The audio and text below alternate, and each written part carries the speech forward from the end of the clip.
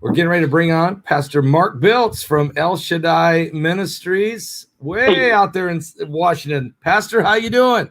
Hey, doing great. So good to see you, as always. As always, so good. Man, I tell you what, Pastor, we've been talking about this calendar that you've come up with. And I was showing everybody the pictures on the back here about how the Dead Sea, during that Shmita period, that was actually during a Shmita period, I think, if I'm right. But during that 6-7 years there, the decline of the water was incredible in the Dead Sea. But this is amazing calendar. Let the Shmita begin. I love it. Okay. And you tied this to the blood moons, which is incredible. I knew that first blood moon that we just had in May was very important. I didn't know exactly why, other than Israel went into an 11-day war. And then, of course, now we've lost Netanyahu. But you've studied it past then. So take it to us. Tell us what's going on. How do you tie the blood moons to the Shmita? Well, here's the thing, and I have in that calendar a colored chart of when the Shmita begins. This Rosh Hashanah begins the Shmita cycle. Now, what's really incredible is that means that the next year, Rosh Hashanah of next year, 2022, begins a new 7-year cycle. Okay. Now, why is that important? I know not you this know. Year? No, wait a minute. Not this year? This year begins the 7th year. Okay. The 7th year. Okay. And so next year would be the beginning of a new year. All right. So that's September of 2022. Exactly. Okay. Now, here's the thing. Guess what? Okay. I know this isn't going to come as a surprise, but the prophet Daniel was Jewish. No, it doesn't shock me. Well, here's the thing about that. You're very well aware of Daniel's 70 weeks. That's right. And you know there's 1 week left. That's right. And we know the 1 week consists of 7 years. That's exactly right. Okay, well, here's the thing. Israel went into captivity because they hadn't been honoring the 7th year of the Shmita cycle. That's why they were there for 70 years. Yep. They hadn't kept it for 490 years. Yep. So Daniel's 70th week is a Shmita week. And if it represents the tribulation, the first year of the tribulation has to begin the first year of a Shmita cycle. It would. You're exactly right. And that means if it doesn't start this 2022, it can't start until 2029 or 2036. So we need to get on God's calendar and understand where we are at. That's right. And you think about these dates, 2029 is the same year that the huge asteroid Apophis exactly it's coming. Which represents Daniel's vision of the big stone hitting the foot of the image and toppling it. Wow. Okay. And then it says 7 years later that NASA says Apophis comes back again, bringing a lot of companion. There's going to be a lot of rocks flying. And that's at 12, and that's 2036. And again, that's another Shmita in, right? Exactly. Now, here's what's amazing too. We read here. Let me grab my notes here. This is just so amazing. We read in the book of Luke in chapter 3, verse 1 through 4. It talks about how it was in the 15th year of the reign of Tiberius Caesar. Okay, when John the Baptist is out crying in the wilderness. So that is when Yeshua begins his ministry, is in the 15th year of the reign of Tiberius Caesar. You'll see that in Luke 3, 1 through 4. Okay, I got it. Okay, well, guess what? History says that Tiberius Caesar began his reign in 14 AD. Okay. That makes the 15th year of his reign 29 AD. That's right. Well, guess what? If a day with the Lord is 1,000 years, you add 2,000 years to 29, it takes you to 2029. Oh. So that would be again. That's the end of the Shmita cycle when the Apophis rock hits. So that is exactly 2,000 years or 2 days to the year. So if the Shmita year beginning, it is going to begin in the fall 2022. if that's the final Shmita, and that's what I'm asking, is this the final Shmita? If it is, it ends in 2029, the same time that Apophis is coming, and matches from the reign of Tiberius. Caesar. Yes, exactly 2,000 years, or a day with the Lord's 1,000 years. Yeah, and that would be your 7th year. Now, in other words, bringing you into that. So it's in a 2,000. That isn't quite. You can't make this stuff up, Pastor. No, you can't make it up. And one of the other things too that is totally amazing. Here, let me look at this. Wow. Yeah, I mean, all the math is adding up to this. And I mentioned all of this pretty much in that calendar. Can people get this calendar now if they go to your website? Yes. Okay, folks, you want to go to esm.us. Is that right? Yes. Yeah, for El Shaddai Ministries. Yeah, El Shaddai Ministries. Go to esm.us and get this calendar, okay? The calendar begins, this calendar begins on the 21st of September 2021. But as Dr. Biltz is telling you, the Shmita begins in September of 2022. But this calendar will help prepare you for that. I'm thinking this. I really believe you're giving us a maybe the last. This could be. We don't know, but this absolutely could be the last Shmita year. The last Shmita. Well, here's what's amazing. Have you ever heard what year Abraham was born, from Adam to Abraham? I think I've heard it, but I don't remember. You'll never forget once I tell you. Don't tell me 1948. Yes. No. Yes. Okay. Yeah. Seriously. Abraham was born in 1948. Wow. Yes. Now, how old was Abraham when he entered the promised land? Well, Abraham, let's see, he had Isaac by then. No. So I don't know. No. I can't remember. He was 75. Okay. He was 75. All right. Let me see. I've got that. I think that's in Genesis 12. But he was 75 years old when he entered the promised land. I'm writing this down. Abraham was 1948. When he was born. When he was born. 75 years old when he entered the promised land. Okay. Well, guess what? 1948 and 75 is 2023, the beginning. 2022, 2023 is the beginning of the Shmita cycle. The same year Abraham enters the promised land is also the same year as the beginning of this next Shmita cycle. So again, we're looking at potentially this could be the final Shmita. It really could. Yeah, exactly. Here's something for you. And I'm going to throw one at you there. Well, since you're on to this, we know that Netanyahu, we know Benjamin meant God giveth, right? So we had 12 years of God giving blessings upon Israel during Netanyahu's reign, which was for 12 tribes, 12 years. We have a new prime minister in Israel. His name is Naphtali Bennett. Yes. Naphtali means the struggle. So are we and he's coming in here. So are we about to enter into this Shmita? Jacob's trouble or Jacob's wrestling. Could that happen? You think this is possible? Well, I very much think so. And I love that connection there that you just gave. That is so important. But going back to the blood moons themselves, all right. What is amazing about this, if we look at the next Shmita cycle, right in the middle, not only are 4 blood moons, there's 4 solar eclipses. Okay. Now, and they intertwine each other, and you are not going to believe this. Guess what? Okay, I'm ready. The solar eclipses happen on Nisan 1. Okay. That's the beginning of the religious year. That's when God said to Moses, this is the beginning of the religious year, right? Yep. And the very next one happens on Rosh Hashanah.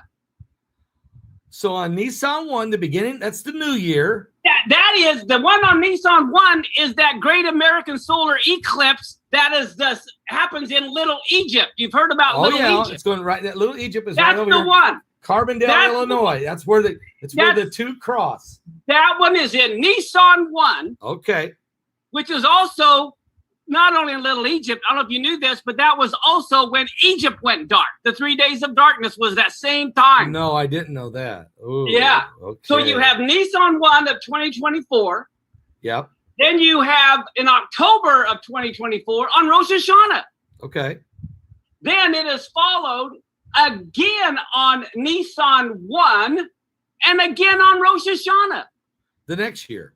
Yes. So 2024 and 2025. And then 2025 in the fall and the spring, and then 2025 in the fall. Fall.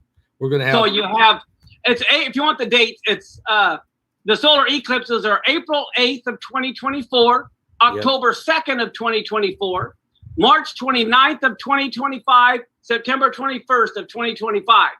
And that is exactly Nisan 1 Rosh Hashanah, Nisan 1 Rosh Hashanah. That's solar eclipses. That first one is the big one. It's the big one that kicks it off. Yeah. Oh, but there's more. Oh, now, in between these 4 solar eclipses are 4 blood moons. Okay. Again, now, here we go again. And watch this. Now, you know about the month of Elul? Yes. That's right before Rosh Hashanah. Yes. It's on Elul 15, and then the next one's on Purim, yes, of all things. Yeah. Well, then again, Elul 15 and Purim again. Wow. Now, what is so incredible about this, are you ready for this? This is what it's going to, if you of all people would understand this more than most. Okay. The way they journeyed in the wilderness, Judah went first. Okay. Yes. Judah went first.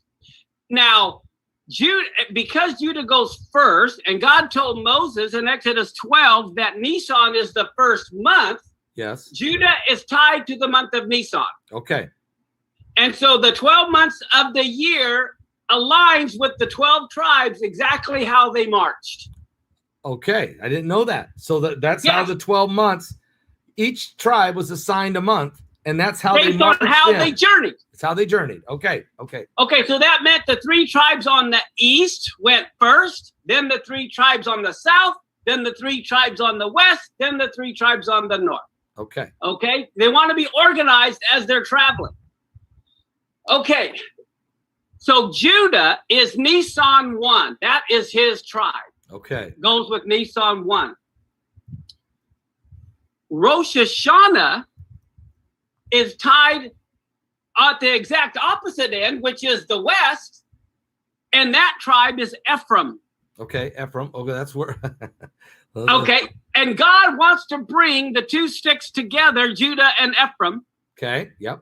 And instead of me saying Nisan 1 Rosh Hashanah, Nisan 1 Rosh Hashanah, we can be saying Judah and Ephraim. Judah and Ephraim. Judah and Ephraim. They're the 2 sticks are coming together.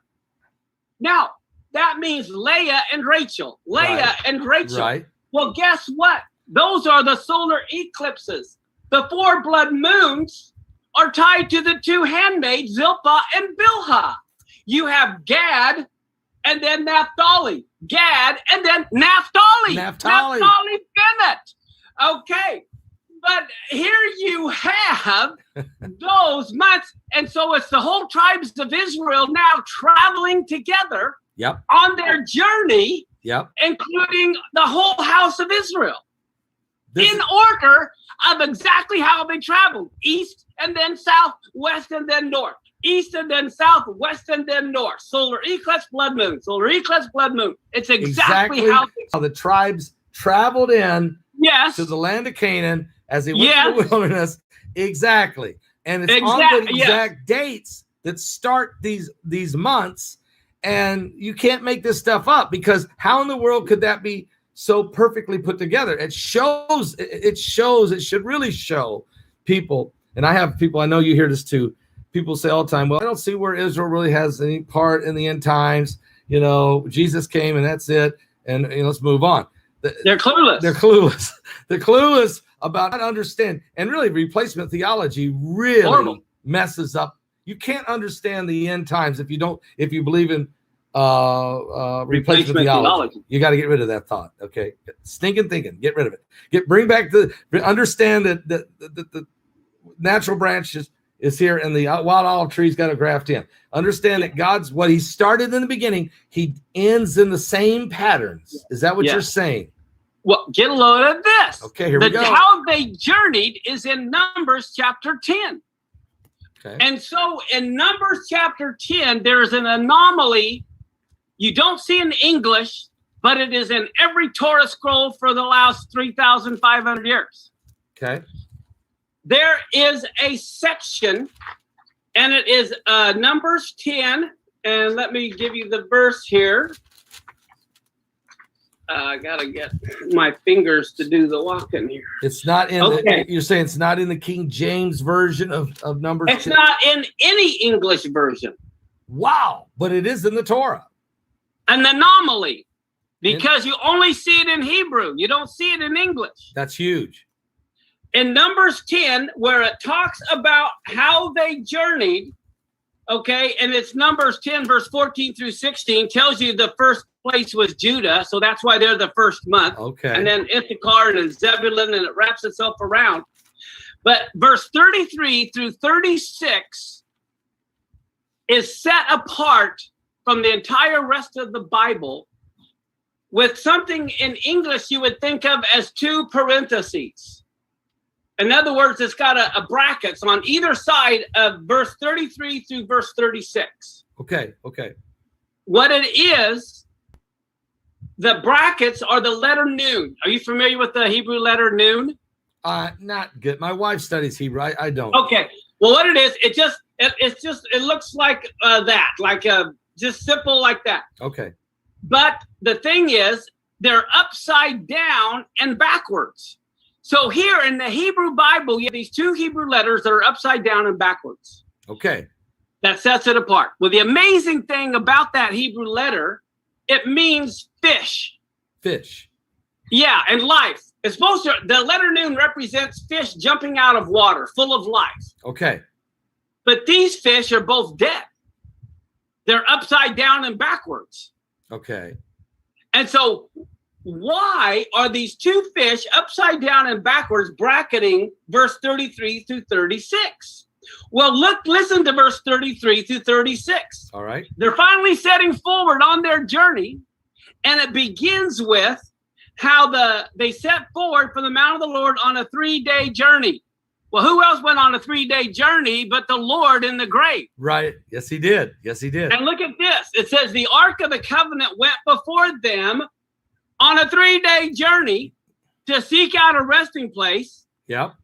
Okay. And then it goes on and it says the cloud of the Lord was over them by day. They set forward to camp, and it came to pass when the ark set forward, Moses said, right now is where the brackets come. Okay.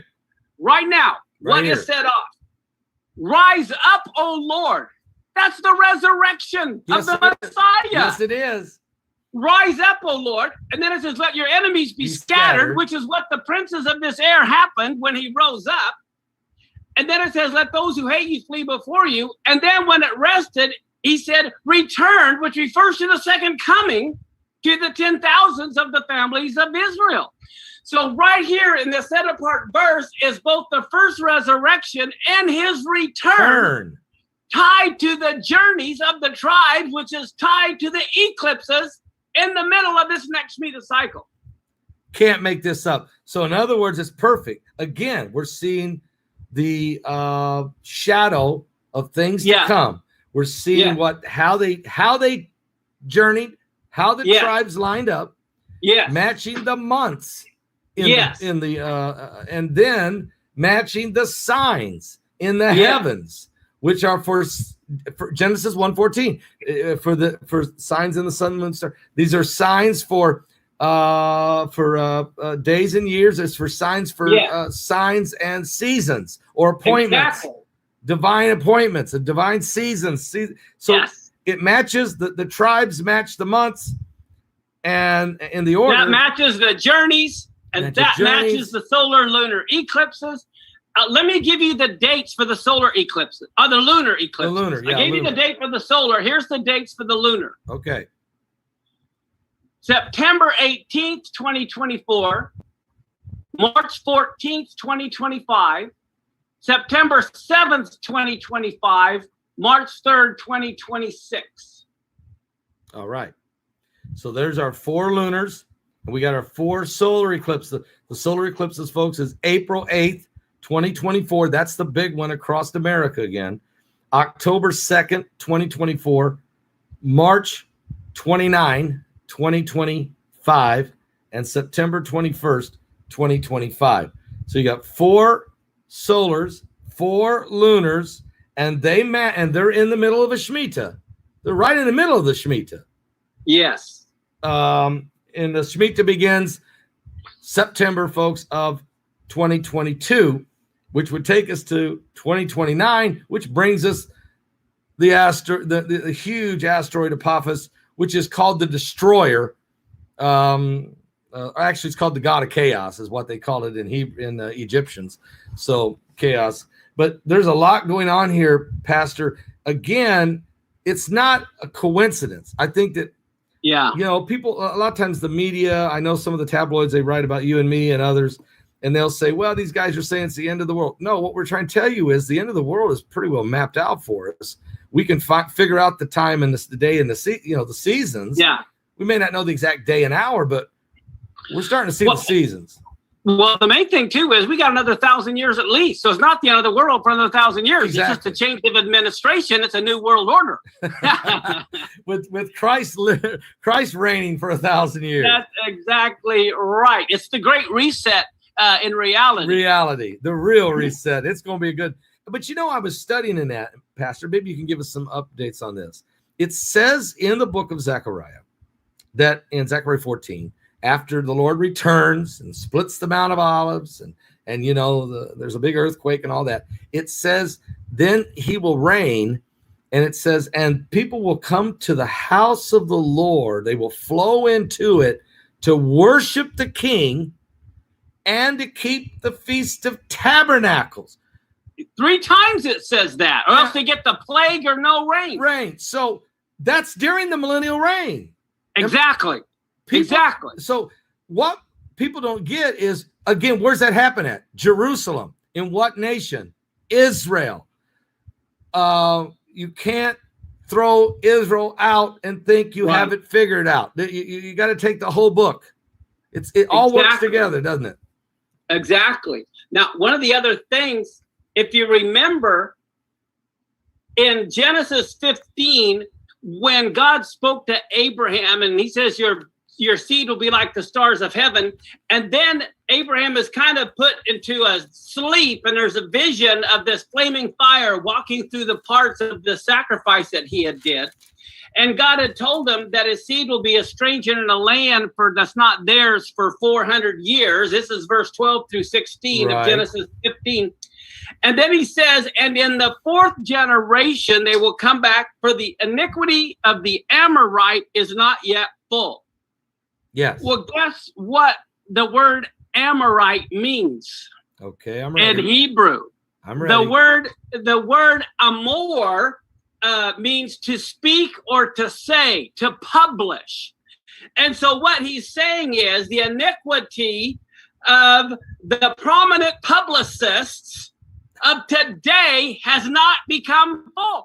And so as now we see the evil speech is coming to a full. That is the iniquity of the Amorites, was the iniquity of the publicists, the press. The press. That's what it means. It's the Amorites means the press, those who publish and say things. Oh. So here we see that the iniquity of the press had not yet come to the full, and we are at the full right now. So if you look at the press and how everybody can't stand the press, and they lie and they lie and they lie and they connive and they twist and they are following the iniquity of the Amorites. Yes, that is the biblical principle. And it says this 4th generation, they shall come hither again, for the iniquity of the Amorites is not yet full. We haven't seen the worst. Think of the 4th generation as 4,000 years, and it's exactly 4,000 years since Abraham. It's the same pattern. It's the same pattern. It's talking about them. It's talking about that same iniquity, that same, and the press is so, is so corrupt. And I think we heard President Trump say that. Look at these people. They're the worst people in the world. He basically could have said they're a bunch of Amorites. Yeah. Yeah. Okay. But wow, this is huge. I did not know they were publishers. I did not know they were part of the publishment. And so this is very huge. And look what it says next verse there, Pastor, because since you're on this, it came to pass that the sun went down and it was dark. So we go right into another solar eclipse.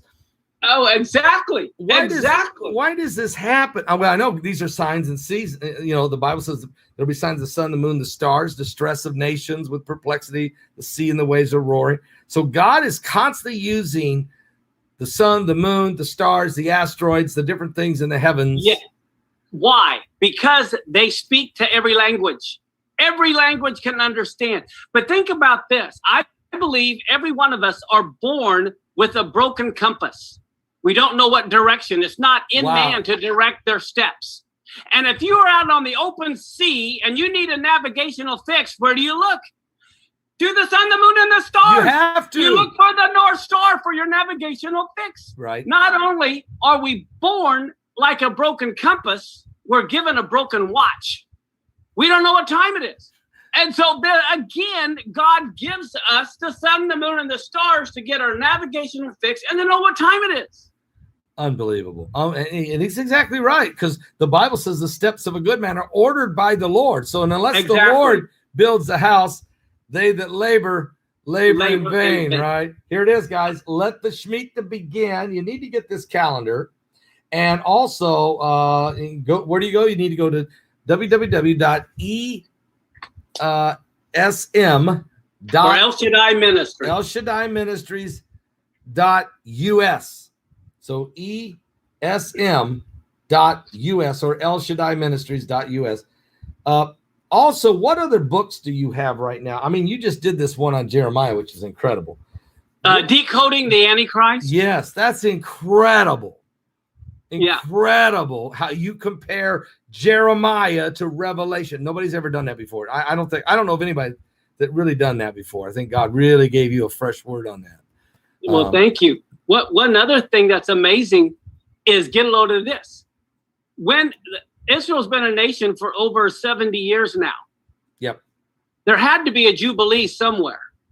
Where would have been the year of Jubilee? Well, guess what? I think God gave us a hint.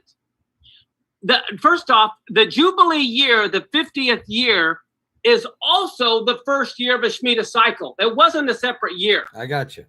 Okay. Well, guess what?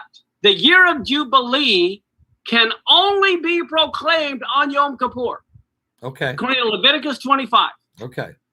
Well, guess what? 1973 was the beginning of a Shmita cycle and the Yom Kippur War. Could that have been God's telling us?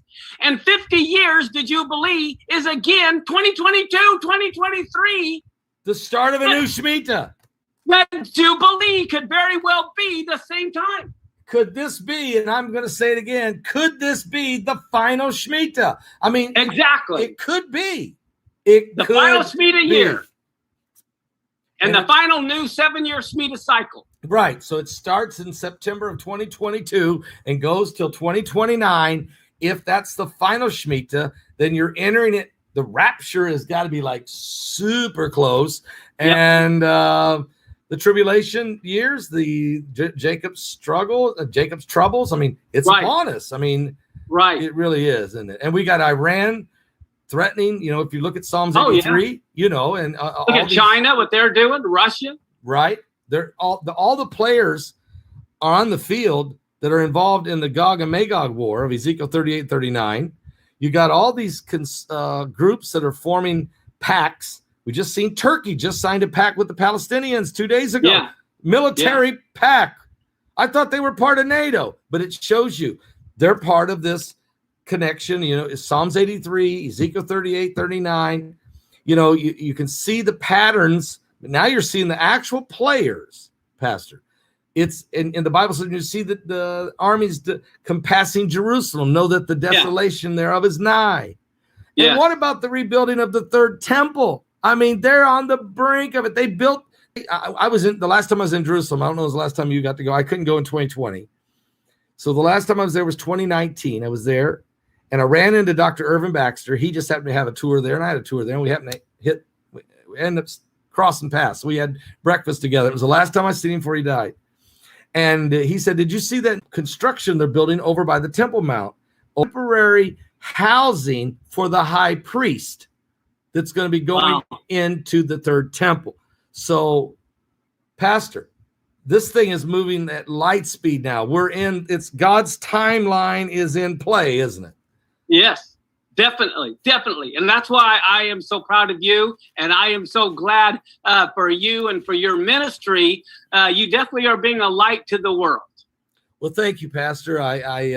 You know what? I just think I stumble around and I accidentally show up in places the right time. I don't know, but we're doing our best to share the gospel of Jesus Christ to people. So, Pastor, once again, let's tell everybody, Brock, I got it wrote down here. Let's get them to El Shaddai Ministries.us. That's ESM.us. Guys, get your timeline. Get your Shmita begins. A lot of people always says, I don't know when the feasts start. You've got everything in here, Pastor. Oh, everything. Yeah. And all of those are professional photographs of the Dead Sea by a friend of mine. Really? And how it's coming to life, which is also a fulfillment of prophecy. There's fish down there. Oh, wow. Whoa, it's the Dead Sea. How's there fish? That means fresh water's coming in. Yes, fresh water's coming all around it. And I got pictures of fish in it. So that's prophecy being fulfilled again, isn't it? Again, yes. So the Lord's healing the land. The desert is blooming. Yep. It's all happening, folks. So get your calendar now. Go to El Shaddai Ministries.us. And not only the calendar, but take a look at Pastor Mark's books and DVDs and all the different things he's got going. Because if you really want to learn a lot about the end times and how God's timeline and God, really, I think that you're onto not just because but because you've studied so diligently. God's revealing to you. This is a Shmita. There's no doubt this is the Shmita, but is it the final one? I don't know. Well, we got our eyes open. Could be. And the way you know that is the Shmita year, it's very simple. Some people try to say, oh, Biltz has the Shmita year off. He's off a year. No, look at the Hebrew year. It's divisible by 7. It's just math. Yeah. Look at what year it is. If it's divisible by 7, then that means it's a 7th year. It's not difficult. Yeah. You got people out there that are always looking to find fault, trying to figure out a way to mess it up, but it's very simple. This shows up on the exact year it's supposed to. Wow. Pastor, thanks for coming on. I look forward to seeing if we ever get able to travel freely again. Looks like it's about over though, isn't it? Yeah, for us in the next 2 weeks, everything opens up here. All right. Well, I look forward to maybe getting a chance to meet with you in person out there in Washington and getting together, doing some videos or doing some programs. I'd love it. I'd love it. I love it too. God bless you. All brother. Right. God bless. Bless you. Bye. Amen.